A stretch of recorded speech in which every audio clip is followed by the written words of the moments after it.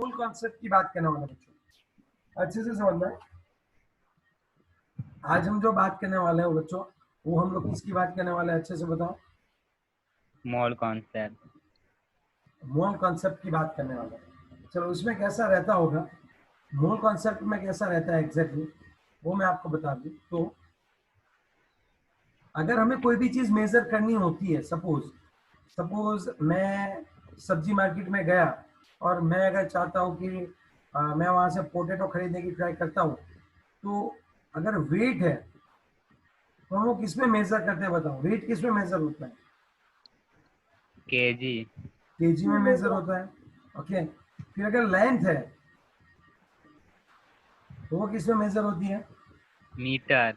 Okay, अगर मेरे पास अगर केमिस्ट्री में अगर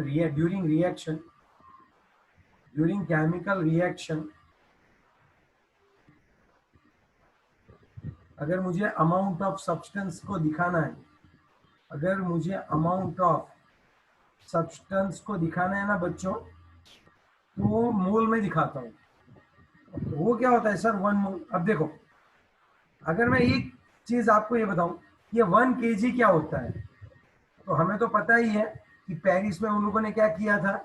उन लोगों ने पेरिस में क्या किया था, एक सैंपल रखा मीटिंग। था। मीटिंग की थी और एक सैंपल रखा था, और उस सैंपल का जो वेट था, प्लेटिनम इरिडियम सिलेंडर था, और उस सिलेंडर का वेट उन्होंने कितना रखा था बच्चों?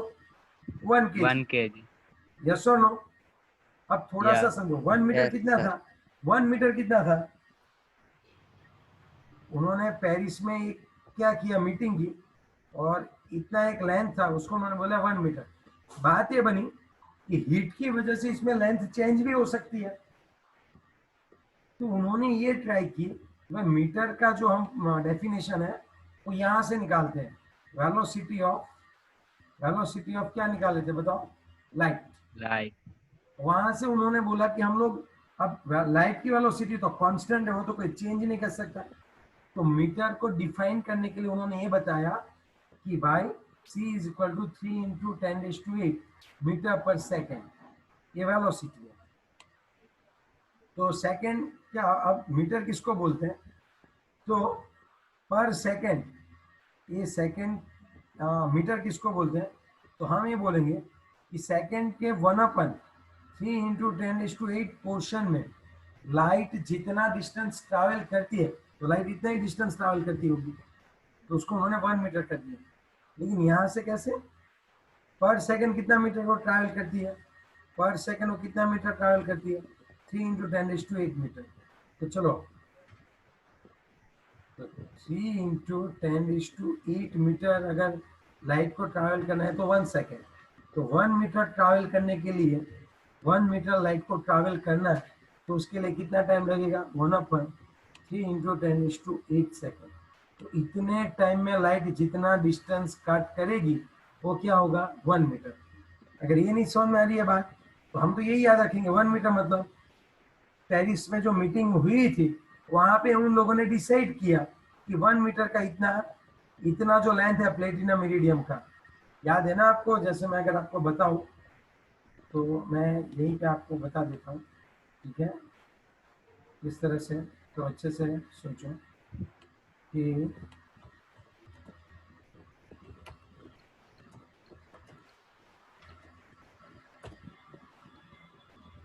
ये वाला देखो,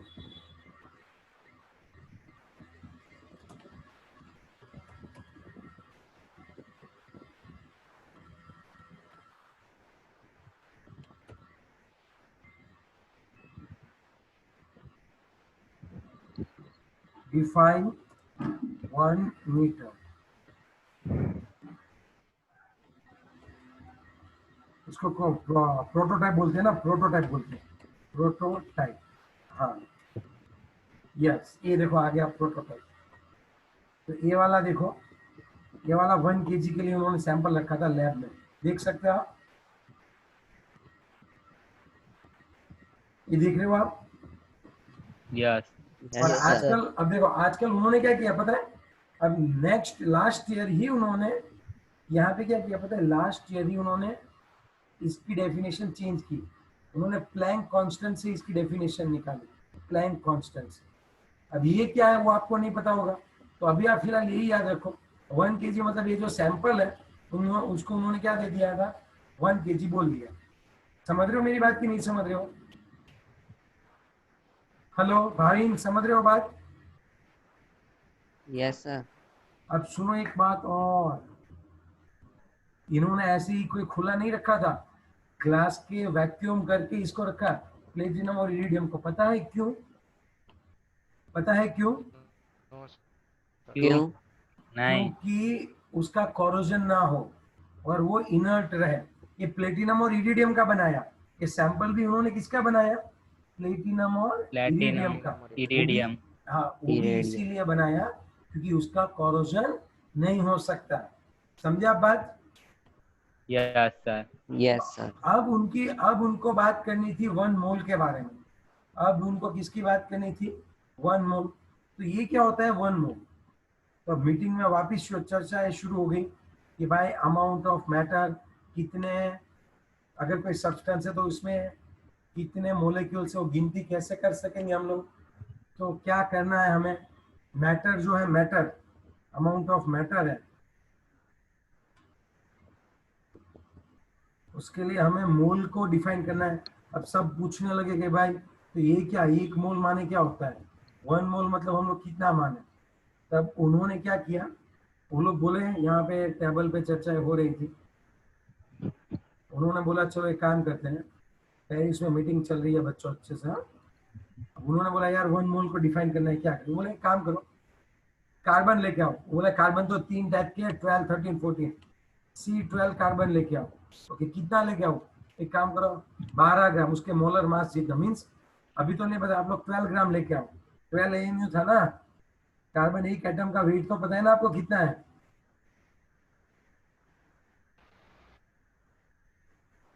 आपको पता है ना 12 AMU होता है, यस और नो?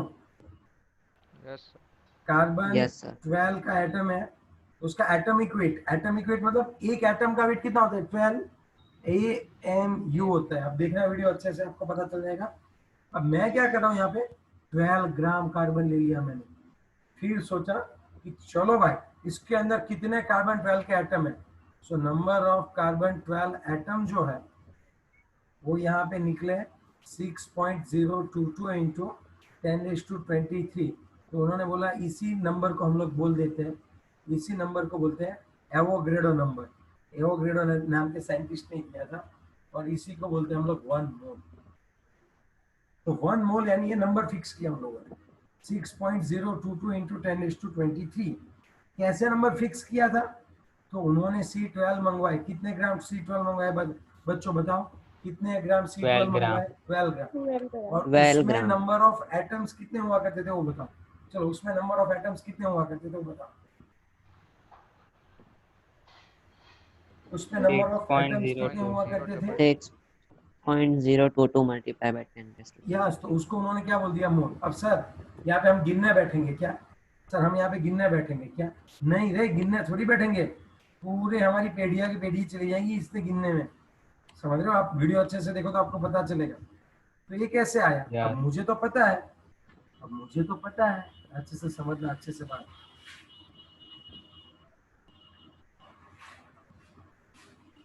अब मुझे पता है कि यहाँ पे मैंने C12 लाए हुए हैं। अब इसका पूरा जो वेट हो रहा है वो 12 ग्राम हो रहा है। अगर मैं इसको डिवाइड करूं, अगर मैं इसको डिवाइड करूं by 1 atom, by weight of 12 AMU, एक कार्बन का अगर वेट है वो कितना होता है? 12 AMU। यस और नो? ये ग्राम में है और यस। AMU में है। Yes sir. तो मुझे पता चल जाएगा नंबर ऑफ कार्बन एटम, क्योंकि अगर दो नंबर, अगर 2 एटम होते हैं तो 24 AMU होता, 3 होते 12 होते, 10 होते तो 120 AMU होता। अगर सपोज आपको मैं बोलूं मैंने 120 AMU लिया है वेट, तो उसमें कार्बन के एटम्स कितने हैं? तो अब आप क्या करोगे बताओ? 120 AMU डिवाइडेड बाय 12 AMU, कितना आंसर आएगा? 10 एटम। अब मुझे पता है कि यहाँ पे जो है वो कार्बन कितना है हमारा? 12 ग्राम। मैं डिवाइडेड बाय करूंगा वेट ऑफ 1 एटम, तो AMU है। तो मैं काम करता हूँ 12 डिवाइडेड बाय 12 इंटू, ये ग्राम है, एएमयू को ग्राम में कन्वर्ट करते हैं 67 1.67 67 या फिर 1.66055 समथिंग था, मुझे याद नहीं है, इंटू 10 रेज टू कितना था, 10 रेज टू -27 27 किलोग्राम की ग्राम, 24 ग्राम, 27 किलोग्राम होता है 1 एम, ग्राम में मैं कितना लिखूंगा, -24। 24 चलो अब मुझे इसका आंसर निकाल के दो। 12 कैंसर 1/1.6 करो, 1/1.6 से कर दो, चलो कितना आ गया बता।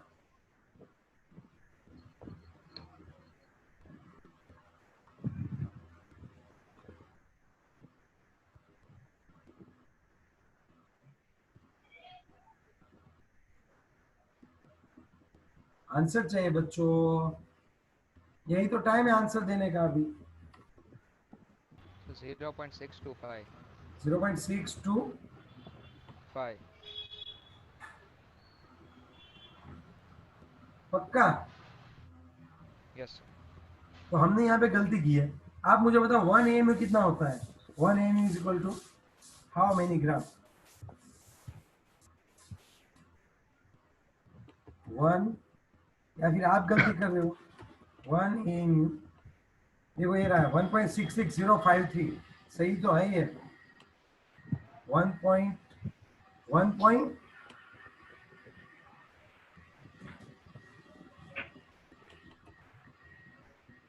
1.66054, 1.66054, यस सही है यार, यहाँ पे भी तो गलती कहाँ हुई हमारी यार, आप मजाक कर रहे हो। सर वो तो माइक्रोग्राम में है ना। हाँ तो वो तो यहाँ पे 10⁻24 कर दूंगा ना, तो ग्राम में आ जाएगा ना। Okay okay. यस और नो? चलो यस सर। ये रहा ग्राम, आइए 10⁻424। Yes sir. यस अब मुझे आप बात बताओ, ये कितना होता होगा, 5 ही रखो। 0.6022 देखो आंसर गलत दिया था ना, ये आंसर गलत दिया था ना। चलो वापस करो एक बार, आंसर दो, सही आंसर निकाल के दो।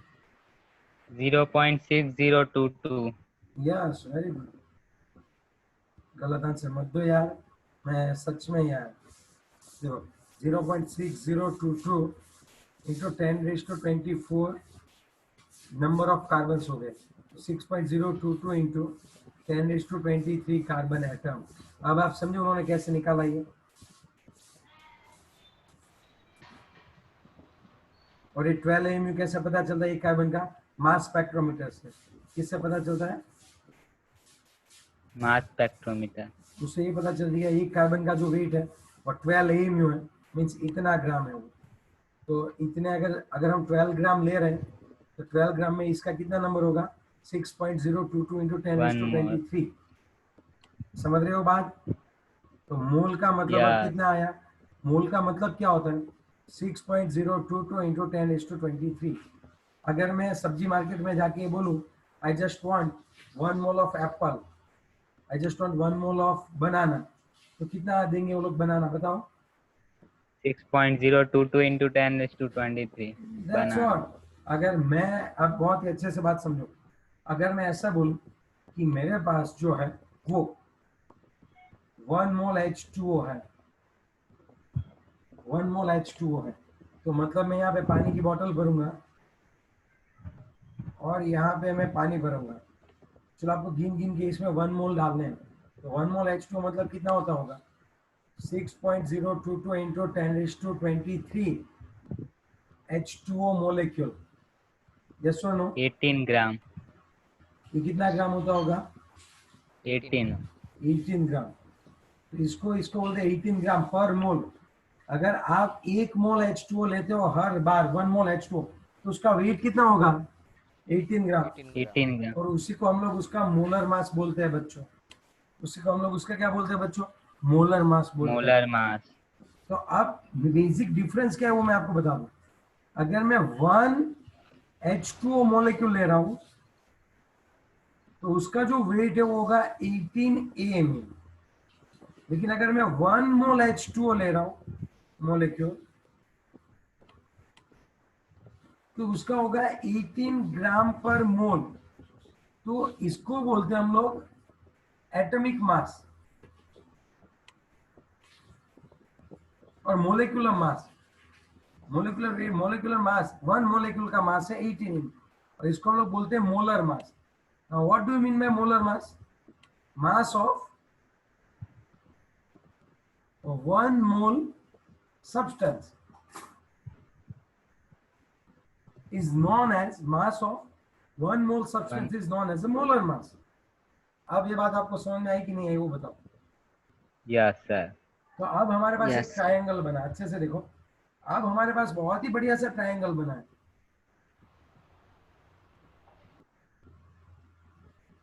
अब अच्छे से आप समझना।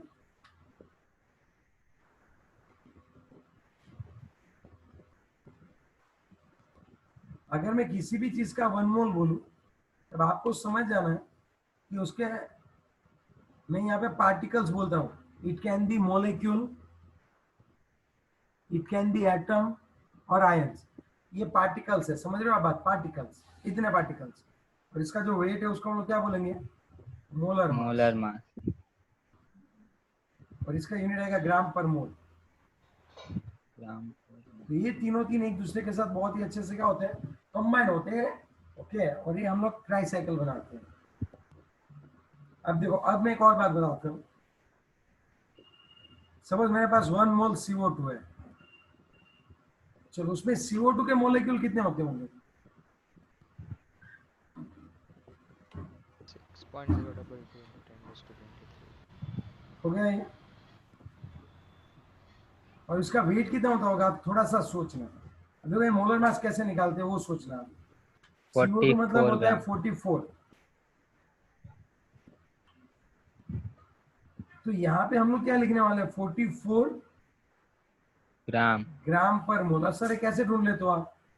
अब ऐसे ही, अगर CO2 का एक एटम होता तो 44 AMU होता। कैसे 44? 12 + 32।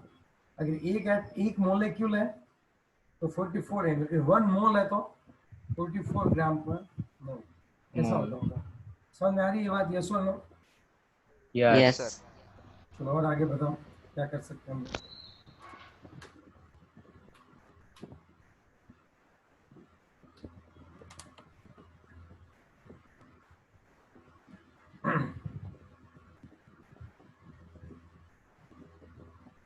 समझ में आ रही है बात यहाँ तक? ओके। Yes, yes. sir. अब Yes. आप, ओके, अब मैं आपको एक चीज और बता दूं। अगर मैं ये बोलूं कि I have taken 36 gram of H2O, तो उसके मोल कितने होते होंगे बताओ? 2। अब आपको पता है, अगर 18 ग्राम H2O लेते ना सर, तो 1 मोल होता। तो आपने तो यहाँ पे 36 ग्राम H2O लिया है, तो उसके मोल कितने होते हैं बताओ? 2। 2 मोल होते हैं। So number of moles is equal to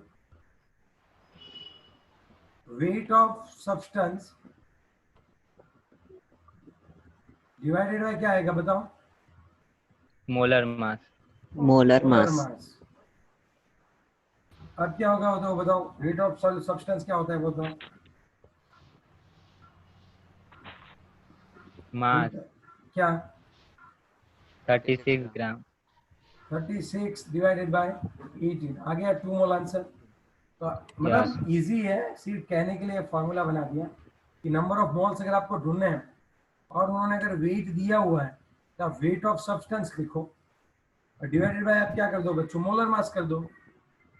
yes और नो? तो लिख लो mole yes. Is equal to, formula लिख Yes. दो, mole is equal to weight upon molar molecular weight या फिर मोलर मास। मोलर मास ही लिखना है, मोलिकुलर वेट मतलब। समझ रहे हो? चलो, अगर मैं ऐसा कर रहा हूँ, चलो पहले आप लिख लो अच्छे से। लिखा ही है। एडिड है।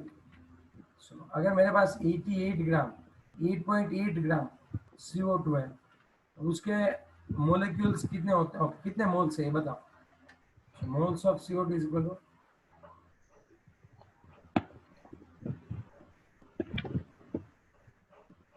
8.8 इंटू 14 कितना है? 0.2. आगे बात समझ में? Yes. इसकी जगह मैं ऐसा दे दूं कि सपोज मेरे पास 1.2044 इंटू 10⁻²2 24 रखता हूँ, चलो 10⁻24 मोलिक्यूल है CO2 के। तब मुझे बताओ कि इसके अंदर कितना मोल्स ऑफ CO2 है, कितने नंबर ऑफ मोल्स है? 2. अब मुझे पता है कि 6.022 इंटू 10⁻23 होता, सपोज एवोगैड्रो नंबर जितने मोलिक्यूल्स होते हैं CO2 के, तो 1 मोल होता। यस और नो? तो अब हमने कितने Yes. लिए? 1.044 इंटू 10⁻24 मोलिक्यूल्स ले लिए CO2 के, तो ये कितना मोल होता होगा? सो मोल इज इक्वल टू, आपने कितने दिए थे नंबर?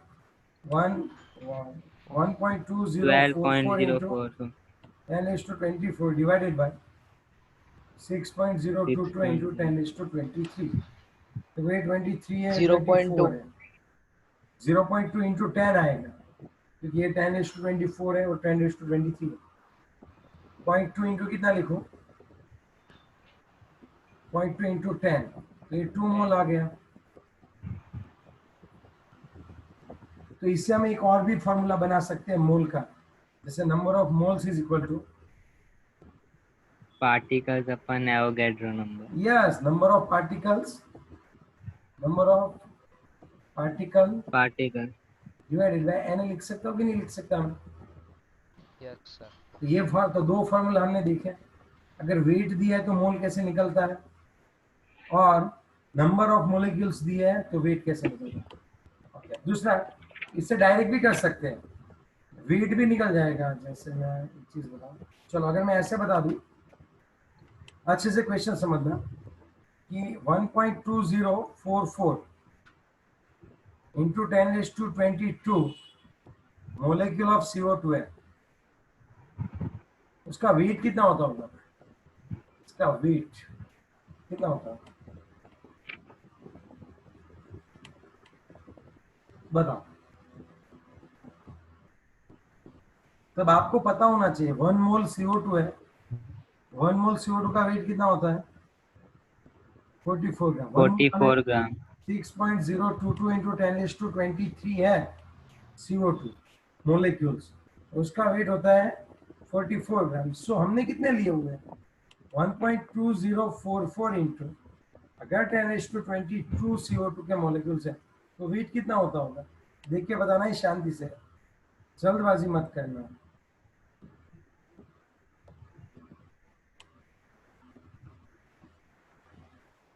डिवाइडेड बाय क्या आएगा बताओ? डिवाइडेड बाय क्या आएगा वो बताओ, चलो। इंटू 44 डिवाइडेड बाय 6.022 इंटू 10⁻23 10⁻23 क्या आएगा बताओ? आंसर शांति से अच्छे से देना। 8.8 पक्का? यानी 0.88 अच्छे से Yes. देखते हो, इंटू 10⁻−1, सो 0.88 ग्राम CO2। okay ओके, दूसरा ऐसे भी कर सकते हैं, ये कितने मोल होते हैं, ये कितने मोल होते हैं, तो डिवाइडेड बाय कर दो, ये हो जाएंगे आपके 0.02 मोल। कैसे? ये देखो,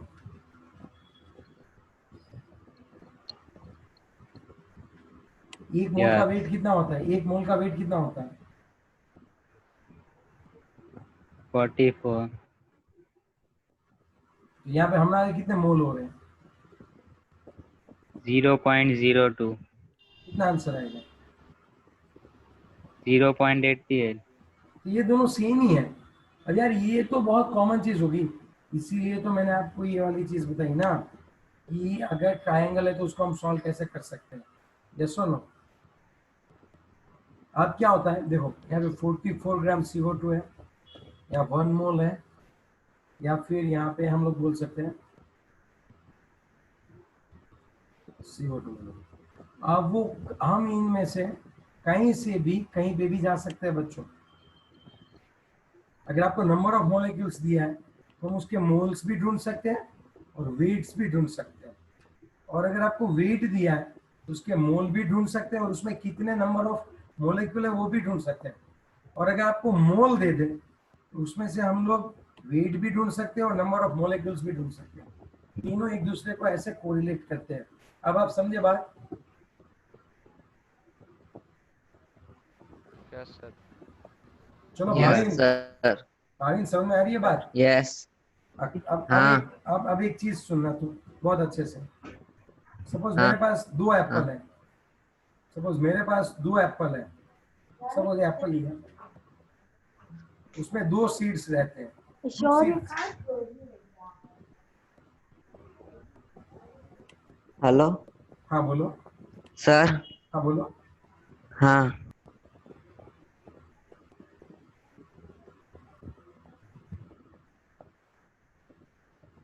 मैं जब आपको बोलना है तब आप अनम्यूट हो फिर म्यूट हो जाना। चलो अगर मेरे पास ये टू एप्पल है तो उसमें नंबर ऑफ सीड्स कितने होंगे? एक एप्पल में दो सीड है तो दो एप्पल में कितने होंगे? 4। 4। पक्का? चलो अगर मैं आपको एक चीज बता दूं, मेरे पास 10 एप्पल है तो नंबर ऑफ सीड्स कितने होते होंगे? 20। 20। सपोज मेरे पास 10 मोल एप्पल है तो यहाँ पे सीड्स कितने, नंबर ऑफ सीड्स कितने होंगे? 6.022 into 10⁻²4।